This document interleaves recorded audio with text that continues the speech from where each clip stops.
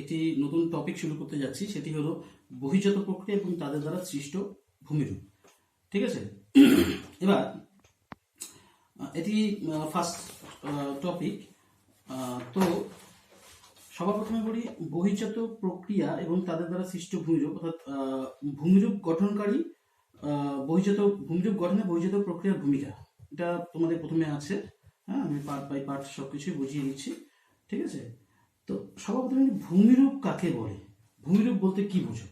ভূমিরূপ হলো আমাদের পৃথিবীর পৃষ্ঠের ভাগটা, এটা তো সমতল নয়, কোথাও উঁচু কোথাও নিচু। পৃথিবী পৃষ্ঠের উপরিভাগে কোথাও পাহাড় রয়েছে, কোথাও পর্বত রয়েছে, কোথাও গিরিখাত, ঠিক আছে, কোথাও সমতল ভূমি, কোথাও মালভূমি। তো এই যে উঁচু নিচু যে বিভিন্ন প্রকারের ভূপ্রকৃতি, হ্যাঁ, বিভিন্ন প্রকারের যে বৈশিষ্ট্য দেখা যায়, সেগুলোকে আমরা এক কথায় বলে থাকি ভূমিরূপ। ঠিক আছে, তো এই ভূমিরূপ দুটো প্রক্রিয়ার দ্বারা সৃষ্টি হয়। এক নম্বর হচ্ছে অন্তর্জাত প্রক্রিয়া,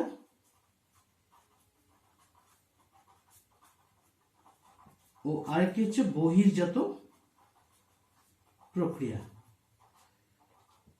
তাই তো, একটি হলো অন্তর্জাত প্রক্রিয়া এবং আরেকটি হলো বহির্জাত প্রক্রিয়া। তোমাদের সিলেবাসে এটি আছে। ঠিক আছে, তো এবার অন্তর্জাত প্রক্রিয়া কাকে বলে? অন্তর্জাত প্রক্রিয়া হলো যখন কোনো শক্তি, আমরা জানি কি, আমরা জানি পৃথিবীর ভূ অভ্যন্তর ভাগে কি রয়েছে, ম্যাগমা রয়েছে, উত্তপ্ত গলিত অবস্থায় রয়েছে পৃথিবীর অভ্যন্তর ভাগ। সেখানে কি আছে? সেখানে লাভার একটি পরিচলন স্রোত দেখা যাচ্ছে। আচ্ছা, এখানে দেখো একটু, এখানে এই বিষয়টি দেখো, নতুন করে বলছি। তোমরা এর আগে পাত সংস্থান তত্ত্ব পড়েছিলে তো? এবার কি আছে দেখো, দুটো প্লেট, আমরা জানি আমাদের পৃথিবী পৃষ্ঠ বিভিন্ন ধরনের প্লেটে বিভক্ত বা পাতে বিভক্ত, তাই তো?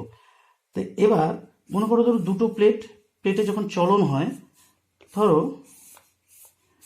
এই দুটো প্লেটের পরস্পর মুখী চলন হচ্ছে, পরস্পর বিপরীতমুখীও চলন হতে পারে।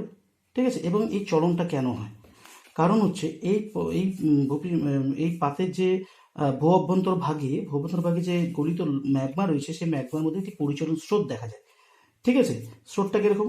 মনে করো, ধরো স্রোত কথার অর্থ হলো যে ম্যাগমা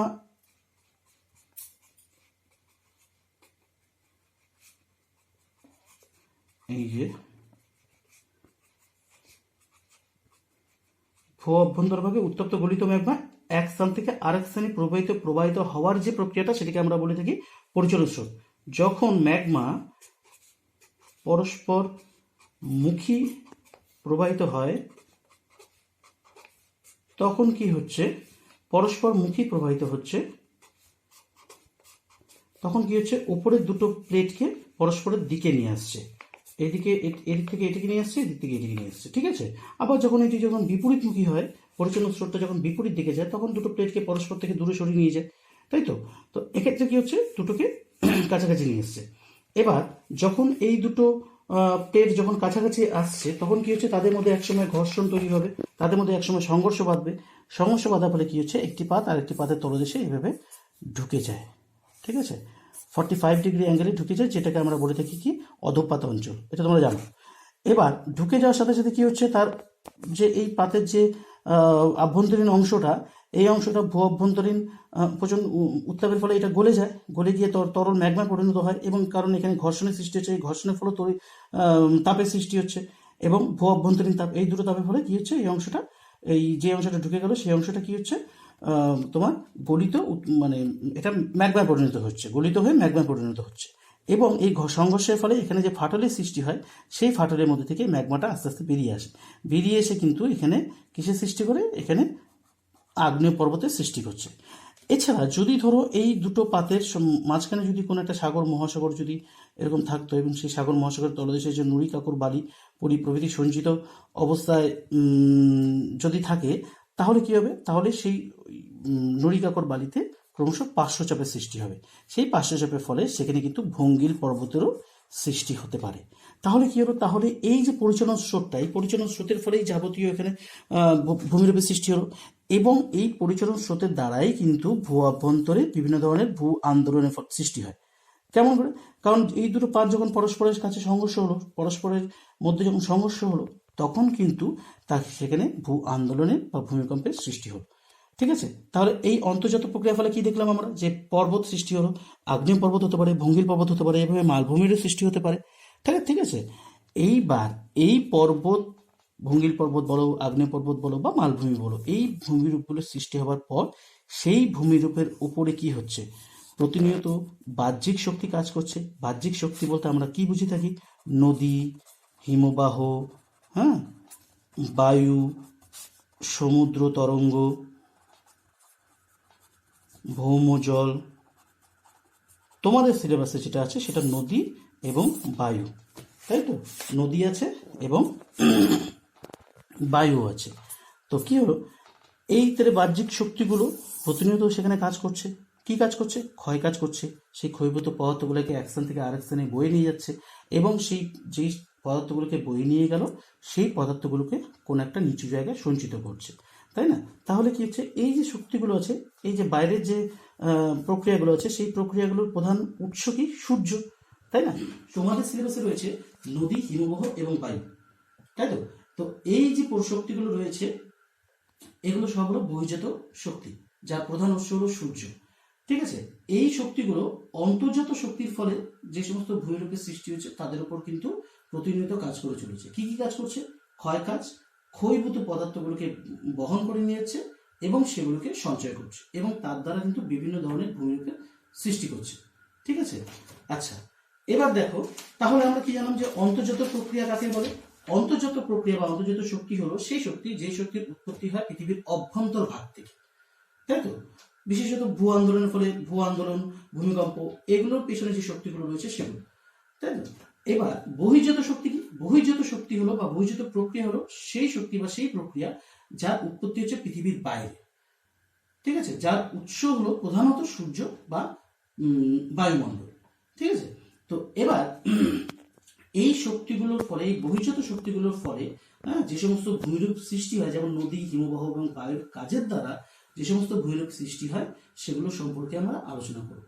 আচ্ছা, তার আগে আমি বলে নিই, তোমাদের সিলেবাসে আরেকটি আছে, সেটি হলো পর্যায়ন, অবরোহণ, আরোহণ এবং আবহবিকা বা বিষয়ীভব। এবার পর্যায়ন কাকে বলে, পর্যায়ন। আচ্ছা, পর্যায়ন বলতে বোঝায় যে যখন আমাদের পৃথিবী পৃষ্ঠের উপরিভাগের ভূমিরূপ ক্ষয় এবং সঞ্চয় কার্যের দ্বারা, ঠিক আছে, সেই ভূমিরূপের মধ্যে একটি সামঞ্জস্য বা একটি সমতলীকরণ আসে, বা ক্ষয় এবং সঞ্চয় কার্যের মধ্যে একটি সামঞ্জস্য সাধিত হয়, তাকে আমরা বলে থাকি কি, পর্যায়। যেমন ধরো, এখানে এই পর্যায় শব্দটি প্রথম ব্যবহার করেছিলেন জি.কে. গিলবার্ট, তাই তো। আচ্ছা, এবার এই যেমন ধরো, এখানে দেখো, এখানে আসো একটু, মনে করো যে আমাদের পৃথিবী পৃষ্ঠের উপরিভাগটা এরকম, যে কোথাও উঁচু রয়েছে, কোথাও নিচু, কোথাও উঁচু, কোথাও নিচু, হ্যাঁ, পর্বত, মালভূমি, সমভূমি, হ্যাঁ, গিরিখাত, কোথাও উঁচু, কোথাও নিচু, এরকম রয়েছে। তো এবার আমরা কি জানি, উঁচু স্থান কি হবে, ক্ষয় পাবে, নিচু স্থানে সেই ক্ষয়ভূত পদার্থগুলো সঞ্চিত হবে। যেমন ধরো, এই উঁচু স্থানটা ক্ষয় পেল, সেই ক্ষয়ভূত পদার্থগুলো এখানে সঞ্চিত হলো। আবার এই উঁচু স্থানটা ক্ষয় পেল, ক্ষয়ভূত পদার্থগুলো সঞ্চিত হলো নিচু স্থানে, এখানেও তাই। ঠিক আছে, এই উঁচু স্থান ক্ষয় পেল, ক্ষয়ভূত পদার্থগুলো সঞ্চিত হলো। ঠিক আছে, এইভাবে ক্রমশ সঞ্চিত হতে হতে ক্ষয় এবং সঞ্চয় কার্যের দ্বারা কিন্তু এই ভূমিভাগের মধ্যে একটি সামঞ্জস্য, ক্ষয় এবং সঞ্চয় কার্যের মধ্যে একটি সামঞ্জস্য সাধিত হবে, বা এই ভূমিরূপের মধ্যে একটি সমতলীকরণ দেখা দেবে। যেমন ধরো, এখানে এই যে উঁচু স্থান ক্ষয় পেয়ে নিচু স্থানে সঞ্চিত হয়েছে, আবার এই উঁচু স্থান ক্ষয় পেয়ে নিচু স্থানে সঞ্চিত হয়েছে, আবার এই উঁচু স্থান ক্ষয় পেয়ে নিচু স্থানে সঞ্চিত হয়েছে, এবং সঞ্চিত হতে হতে কি হচ্ছে, সমগ্র ভূমিরূপটা কি হবে, সমগ্র ভূমিরূপটা সমতল ভূমিরূপে পরিণত হবে, তাই তো। এবং ক্ষয় কাজ এবং সঞ্চয় কাজের মধ্যে একটি সামঞ্জস্য সাধিত হবে। তো আমি এর আগের দিন বলেছিলাম পার্থক্য কিভাবে লিখতে হবে। পার্থক্য লেখার ক্ষেত্রে অবশ্যই বিষয়ের উল্লেখ করে লিখতে হবে, বাদিকে সেই বিষয়গুলোকে উল্লেখ করে পয়েন্ট করে, নাম্বার দিয়ে পয়েন্ট করে লিখতে হবে, এবং সবশেষে একটি করে ছবি কিন্তু অবশ্যই দিতে হবে। তো এক্ষেত্রে অবরোহণ এবং আরোহণের মধ্যে পার্থক্য যদি আমরা করি, তাহলে দেখা যায় যে অবরোহণ প্রক্রিয়া কি, প্রথমে লিখতে হবে সংখ্যা, হ্যাঁ, অবরোহণ প্রক্রিয়া কাকে বলে? না, যে প্রক্রিয়ার দ্বারা যে প্রক্রিয়ার ফলে ভূপৃষ্ঠের উচ্চতা ক্রমশ হ্রাস পায়, ক্ষয়কার্যের দ্বারা ভূপৃষ্ঠের উচ্চতা ক্রমশ হ্রাস পায়, তাকে বলা হয় কি? অবরোহণ প্রক্রিয়া। এবং আরোহণ প্রক্রিয়া কি? যে প্রক্রিয়ার ফলে, যে বৈচিত্র্য প্রক্রিয়ার ফলে ভূপৃষ্ঠের উচ্চতা, সঞ্চয় কার্যের মাধ্যমে ভূপৃষ্ঠের উচ্চতা ক্রমশ বৃদ্ধি পায়, তাকে বলা হয় কি? আরোহণ। এবং তারপরে গুলো লিখতে হবে কি? তারপরে গুলো একই ধরনের পার্থক্য আসবে। যেমন অবরোহণ প্রক্রিয়ার ফলাফলটা কি হতে পারে? অবরোহণ প্রক্রিয়ার ফলে ভূপৃষ্ঠের উচ্চতা ক্রমশ হ্রাস পাচ্ছে এবং আরোহণ প্রক্রিয়া দ্বারা ভূপৃষ্ঠের উচ্চতা ক্রমশ বৃদ্ধি পায়। আর অবরোহণ প্রক্রিয়া কিসের দ্বারা ঘটে থাকে? অবরোহণ প্রক্রিয়া হয় নদী, বায়ু, হিমবাহ প্রভৃতির ক্ষয় কার্যের দ্বারা ঘটে থাকে, ঠিক আছে, ক্ষয়ের দ্বারা ঘটে থাকে। এবং আরোহণ প্রক্রিয়া কি? প্রধানত বৈচিত্র্য প্রক্রিয়া সঞ্চয় কার্যের দ্বারা ঘটে থাকে, ঠিক আছে। এবং সেখানে সবশেষে কিন্তু এই দুটো প্রক্রিয়ার সম্মিলিত ফলাফলই যে পর্যায়, সেটা কিন্তু উল্লেখ করতে হবে, ঠিক আছে। আচ্ছা, এবার আসছি আমি তোমাদের পরে যে টপিকটি, সেটি হলো কি? নদীর বিভিন্ন কাজ, ক্ষয়, বহন এবং অবক্ষেপণ দ্বারা সৃষ্ট ভূমিরূপ, এবং তার মধ্যে রয়েছে কি? জলচক্রের অংশ হিসেবে নদী অববাহিকা এবং জলবিভাজিকা, সেগুলো। এবার সভাপতি বলি জলচক্র কাকে বলে? জলচক্রকে ইংরেজিতে বলা হয় কি? হাইড্রোলজিক্যাল সাইকেল, তাই তো। জলচক্র হলো জলমণ্ডল এবং বাড়িমণ্ডল এবং বায়ুমণ্ডলের মধ্যে জলের যে চক্রাকার আবর্তন, তাকে আমরা বলে থাকি কি? জলচক্র।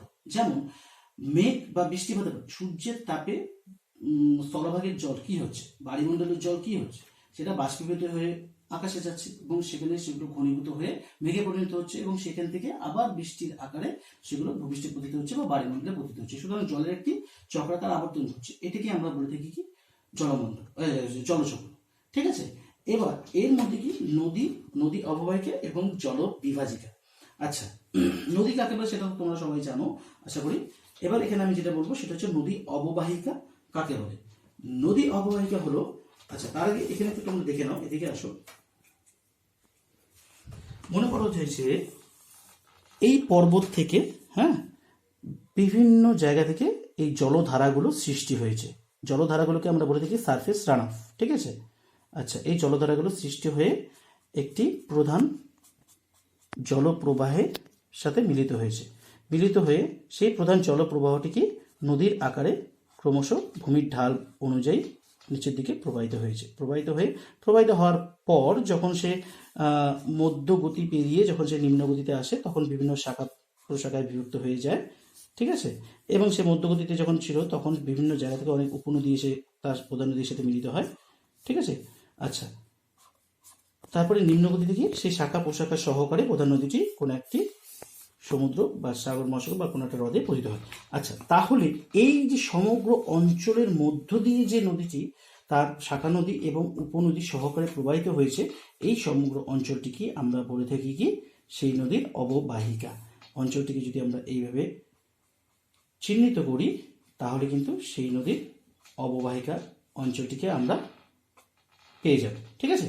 আচ্ছা, তার আগে বলে নিই, যে অঞ্চলে বিভিন্ন জলধারাগুলো মিলিত হয়ে একটি প্রধান জলধারা পরিণত হয় এবং প্রধান জলধারাটি পর্বতের পাদদেশীয় অঞ্চলে পতিত হয়, সেই অঞ্চলটিকে আমরা বলে থাকি কি? ধারণ অববাহিকা। ধারণ অববাহিকা হচ্ছে প্রধান নদী, হ্যাঁ, জলের যে উৎস অঞ্চলটা, ঠিক আছে, যে অঞ্চল থেকে প্রধান নদীর মেন জলটা আসছে, সেই অঞ্চলটাকে আমরা বলে থাকি কি? ধারণ অববাহিকা। অর্থাৎ এই অঞ্চলটা পার্বত্য অঞ্চলটা, ঠিক আছে। এই পার্বত্য অঞ্চল থেকে যখন প্রধান নদীটি পাদদেশীয় অঞ্চলে পতিত হয়, পাদদেশীয় অঞ্চলে নেমে আসে, ঠিক আছে, তখন সেই অঞ্চলটাকে আমরা বলে থাকি কি? নদীর ধারণ অববাহিকা। কারণ এই জায়গাটা কি হচ্ছে? এই জায়গাটা নদীর যে জলের প্রধান উৎসটা, সেই প্রধান উৎস হিসেবে কিন্তু এই অঞ্চলটি কাজ করে থাকে। একেই বলা হয় কি? ধারণ অববাহিকা। যাই হোক, আচ্ছা, এবার দেখো এই জায়গাটা, দেখো এই নিচের এই জায়গাটা, কোনার জায়গাটা, এই জায়গাটা এখানে দেখতে পাচ্ছ, এটা হচ্ছে দক্ষিণ আমেরিকা। দক্ষিণ আমেরিকার এই পার্টটা হচ্ছে অ্যামাজন, ঠিক আছে, অ্যামাজন নদী। এই দেখো অ্যামাজন, এই জায়গাটা, টোটাল অংশটা। নদীটা কি হয়েছে? এখান থেকে শুরু হয়ে প্রবাহিত হয়ে বিভিন্ন শাখা প্রশাখা সমগ্র নদী মিলিত হয়ে প্রধান নদী একসাথে গিয়ে আটলান্টিক মহাসাগরে পতিত হয়েছে। এই জায়গাটা পতিত হয়েছে, ঠিক আছে। তাহলে এই যে অংশটা, এই যে সমগ্র অঞ্চলটা, এই অঞ্চলটা কিন্তু এই নদীর অববাহিকা, এই অ্যামাজন নদীর অববাহিকা। কেমন?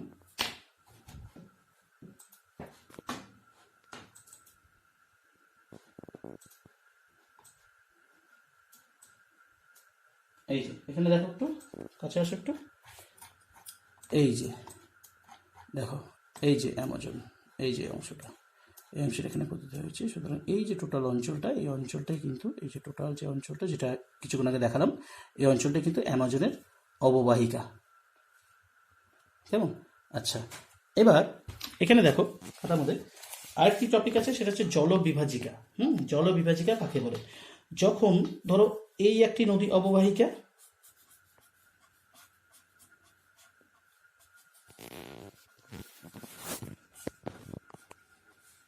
এবং এই একটি নদী অববাহিকা।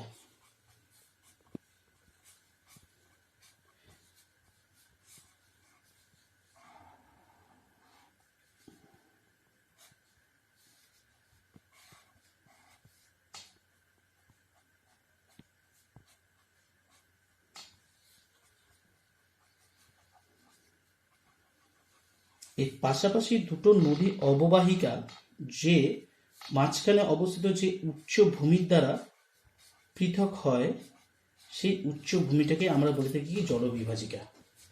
কেমন? বা ওয়াটার ডিভাইড বা ওয়াটার শেড বলা হয়। ঠিক আছে, তাহলে কি বললাম, যে পাশাপাশি অবস্থিত দুটি নদী অববাহিকা মাঝখানে অবস্থিত যে উচ্চ ভূমির দ্বারা পৃথক হয় তাকে আমরা বলে থাকি কি? জলবিভাজিকা অঞ্চল। যেমন আমাদের ভারতবর্ষে মধ্য ভারতের উচ্চভূমি, মধ্য ভারতের উচ্চভূমি কোনটা?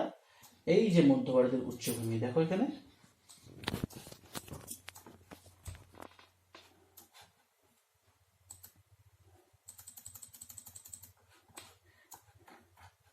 এই যে আমাদের এখানে মধ্য ভারতের উচ্চভূমি রয়েছে না, এই জায়গা দিয়ে এখানে কি হয়েছে, আরাবল্লী পর্বত, বিন্ধ্য পর্বত, সাতপুরা পর্বত। ঠিক আছে, তো এই যে মধ্য ভারতের উচ্চভূমিটা রয়েছে, হ্যাঁ, এই উচ্চভূমিটা উত্তর ভারতের নদী এবং এই দক্ষিণ ভারতের নদীর মাঝখানে কিন্তু জলবিভাজিকা হিসেবে কাজ করছে। ঠিক আছে, এই মধ্য ভারতের উচ্চভূমিটা। তাহলে বুঝতে পারলে? তাহলে কি বললাম, যে জলবিভাজিকা কোনটা? জলবিভাজিকা হলো যে মাঝখানে যে উচ্চভূমি কোনো দুটো নদী অববাহিকাকে পৃথক করে তাকেই বলা হয় কি? জলবিভাজিকা অঞ্চল। ঠিক আছে, আচ্ছা, এখন আমি বলবো নদীর কাজ এবং তার দ্বারা সৃষ্ট বিভিন্ন প্রকার ভূমিরূপ। আচ্ছা, এখানে দেখো, এই অঞ্চলটা মনে করো একটা পার্বত্য অঞ্চল। পার্বত্য থেকে সমভূমি পর্যন্ত একটি অঞ্চল, এবং সেখানে একটি নদী এখান থেকে সৃষ্টি হয়ে ক্রমশ পার্বত্য অঞ্চল থেকে মধ্যবর্তী অঞ্চলের মধ্যে দিয়ে সমভূমিতে গিয়ে মোহনায় মিশেছে। তাহলে পার্বত্য অঞ্চলে কী হয়েছে, নদীর গতিবেগটা কিন্তু এখানে যথেষ্টই বেশি। কেন? কারণ এখানকার ভূমির ঢালটা বেশি। ভূমির ঢালটা বেশি হওয়ার জন্য কী হচ্ছে, এখানকার নদীর প্রধান কাজ হচ্ছে ক্ষয় কাজ, তাই তো? এবং তার পরবর্তী অংশে কি, ঢালটা একটু কমে গেছে। তারপরে কি হয়েছে, এখানে নদী বহন ক্ষয় কিছুটা পরিমাণে ক্ষয় এবং কিছুটা পরিমাণে কিন্তু সঞ্চয় করে থাকে, তবে সঞ্চয় পরিমাণ খুবই সামান্য। তার পরবর্তী অঞ্চলটি কি? সমভূমি অঞ্চল। এই অঞ্চলে কি নদীর প্রধান কাজ হচ্ছে সঞ্চয়। কেন? দেখো এখানে ভূমির ঢাল কিন্তু একদমই কম, যার ফলে কি নদীর বেগ বা নদীর গতিও কমে গেছে। তারপরে নদীর এখানকার প্রধান কাজ হলো কি? সঞ্চয়। এই হলো নদীর পার্শ্বচিত্র। যাই হোক, তো এখানে নদীর গতি সম্পর্কে বলা হয়েছে, নদীর তিনটি গতি, এক হচ্ছে উচ্চগতি, মধ্যগতি, নিম্নগতি। উচ্চগতি কি? পার্বত্যগতি। মধ্যগতি পার্বত্য অঞ্চল থেকে যে পাদদেশী অঞ্চলে নেমে আসতো তখন সেটাকে আমরা বলছি মধ্যগতি, এবং নিম্নগতি হলো সমভূমি অঞ্চলের গতি। যে নদীর এই তিনটি গতি দেখা যায় সে নদীকে বলা হয় আদর্শ নদী, যেমন গঙ্গা, ঠিক আছে, ব্রহ্মপুত্র। এই নদীগুলোতে কিন্তু নদীর তিনটি গতি দেখা যায়, এবং একে বলা হয় কি, এই সমস্ত নদীকে বলা হয় কি? আদর্শ নদী। ঠিক আছে, এইবার নদীর ক্ষয়, বহন এবং অবক্ষেপণ কাজের বিভিন্ন পদ্ধতি, নদীর ক্ষয়কার্যের বিভিন্ন পদ্ধতি। তাহলে কি নদী কোথায় ক্ষয় কাজ করে? নদী বেশিরভাগ ক্ষয় কাজ করেছে পার্বত্য অঞ্চলে, তাই তো? এবার নদীর ক্ষয়কার্যের বিভিন্ন পদ্ধতির মধ্যে প্রধান হচ্ছে জলপ্রবাহ জনিত ক্ষয়, তাই তো, বা হাইড্রোলিক অ্যাকশন।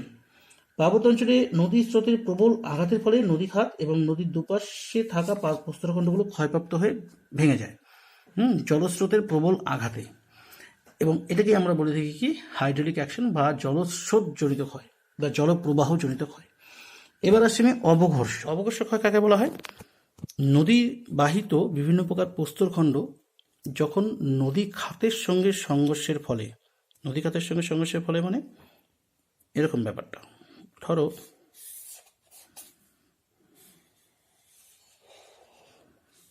এই ধরো নদী,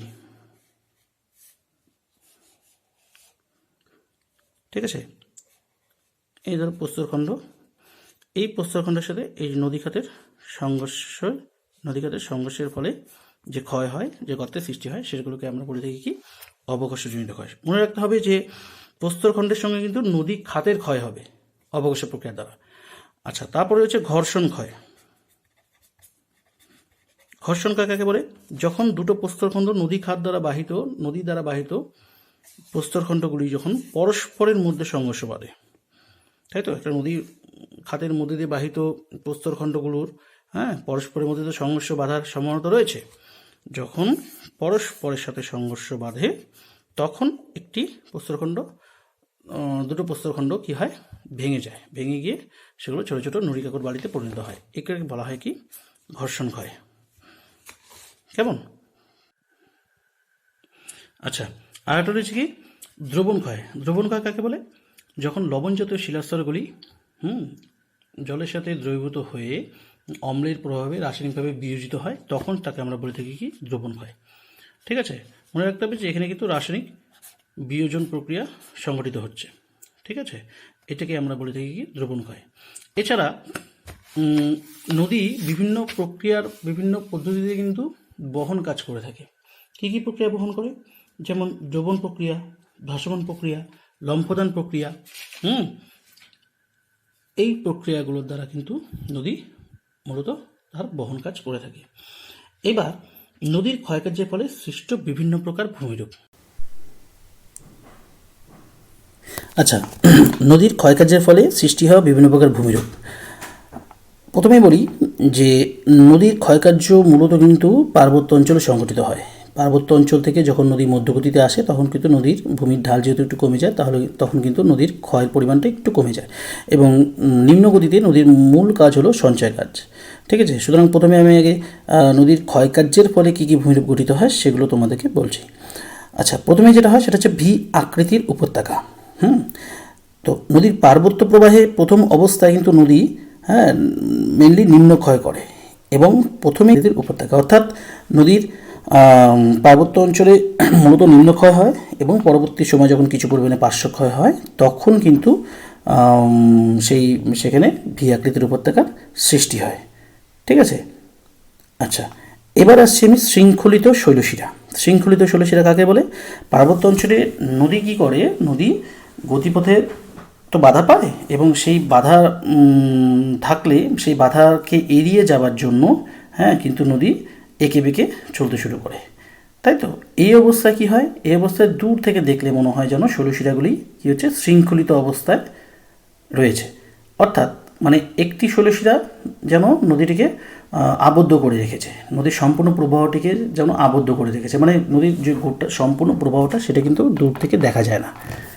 ঠিক আছে, মনে হয় যে নাকি যে সেই পাহাড়ের যে ঢালগুলো, সেই ঢালগুলো নাকি একটি শৈলশিরার আকারে আবদ্ধ হয়ে রয়েছে। এগুলো কি বলা হয়? কিন্তু শৃঙ্খলিত শৈলশিরা। আচ্ছা, এখানে দেখো, এটা হচ্ছে শৃঙ্খলিত শৈলশিরা। তো দেখো, এই যে পর্বতের ঢালটা এখান থেকে নেমে গেছে, এই যে ঢালটা এখান থেকে নেমে গেছে, এই যে ঢালটা নেমে গেছে, এই দিকে দেখো কি হচ্ছে, নদীর গতিপথটাকে কিন্তু আড়াল করে রেখেছে। এখান থেকে দেখা যাচ্ছে, এখান থেকে দেখা যাচ্ছে না। ঠিক আছে, আবার এখান থেকে দেখা যাচ্ছে। সুতরাং এই যে শৈলশিরাগুলো, এগুলো কি বলা হয়? শৃঙ্খলিত শৈলশিরা বা আবদ্ধ শৈলশিরা। কেমন? রয়েছে কি গিরিখাত। গিরিখাত কোনটা? বৃষ্টিবহুল উচ্চ পার্বত্য অঞ্চলে। আমরা তো জানি যে পার্বত্য অঞ্চলে প্রচুর পরিমাণে বৃষ্টিপাত হয় এবং সেখানে কি হচ্ছে, নদীর নিম্নক্ষয়ের মাত্রা কিন্তু অত্যন্ত বেশি। কেন? কারণ সেখানে কিন্তু নদীর জলের পরিমাণ বেশি থাকে এবং নদীর ঢালও কিন্তু বেশি থাকে। তার ফলে কি হচ্ছে, নদীর অবঘর্ষ প্রক্রিয়ার দ্বারা কিন্তু নিম্নক্ষয়ের পরিমাণটা কিন্তু খুব বেশি থাকে।